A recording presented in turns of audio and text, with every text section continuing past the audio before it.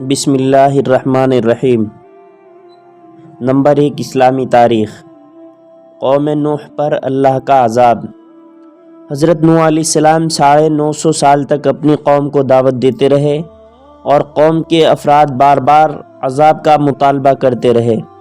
ساتھ ہی اللہ تعالیٰ نے حضرت نوح علیہ السلام کو خبر دی کہ اب موجودہ ایمان والوں کے علاوہ کوئی اور ایمان نہیں لائے گا، تو انہوں نے دعا کی، اے اللہ اب ان بدبختوں پر ایسا عذاب نازل فرما کہ ایک بھی کافر و مشرک زمین پر زندہ نہ رہے۔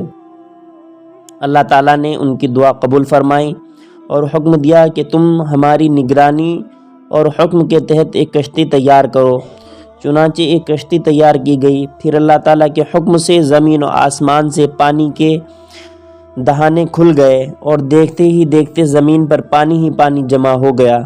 اس وقت حضرت نوح علیہ السلام بحکم خداوندی مومنین اور جاندار میں سے ایک ایک جوڑے کو لے کر کشتی میں سوار ہو گئے۔ باقی تمام کافر و مشرک پانی کے اس طوفان میں ہلاک ہو گئے۔ 6 مہینے کے بعد کشتی 10 محرم الحرام کو جودی پہاڑ پر ٹھہری تو حضرت نوح علیہ السلام اہل ایمان کو لے کر امن و سلامتی کے ساتھ زمین پر اترے، اور پھر اللہ تعالیٰ نے انہی سے دنیا کی آبادی کا دوبارہ سلسلہ شروع فرمایا۔ اسی لیے آپ کو آدم ثانی کہا جاتا ہے۔ نمبر 2، اللہ کی قدرت۔ زمزم کا پانی۔ اللہ تعالیٰ نے دنیا میں سمندر، جھیل، اولے، بارش اور چشموں کا پانی پیدا فرمایا ہے، لیکن زمزم کا پانی پیدا کر کے اپنی قدرت کا زبردست اظہار فرمایا۔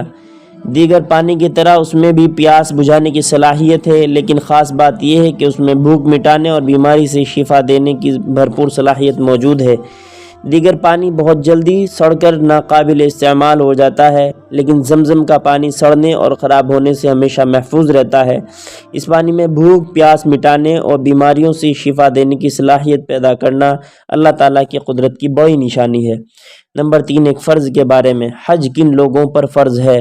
قرآن شریف میں اللہ تعالیٰ فرماتا ہے، اللہ کے واسطے ان لوگوں کے ذمے بیت اللہ کا حج کرنا فرض ہے جو وہاں تک پہنچنے کی طاقت رکھتے ہوں۔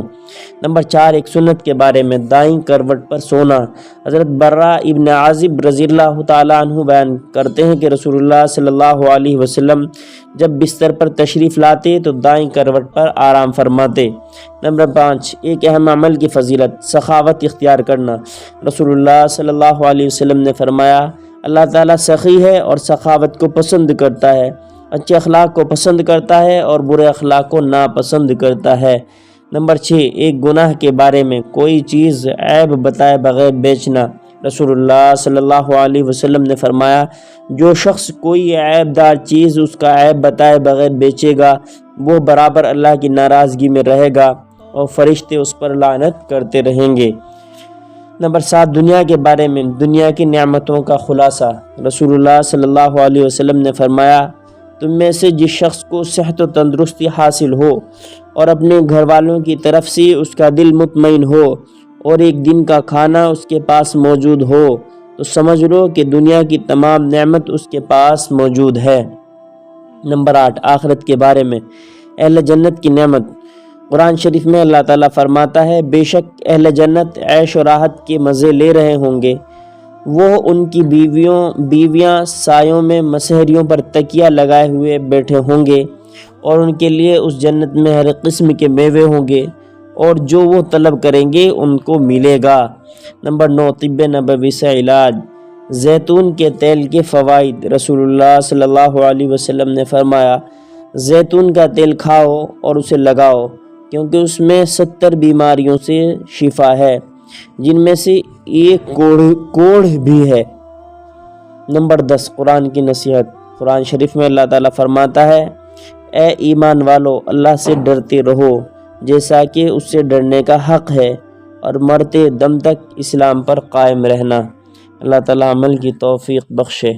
سبحان اللہ و بحمدہ، سبحانک اللہم و بحمدک، نشہد ان لا الہ الا انت، نستغفرک و نتوب الیک۔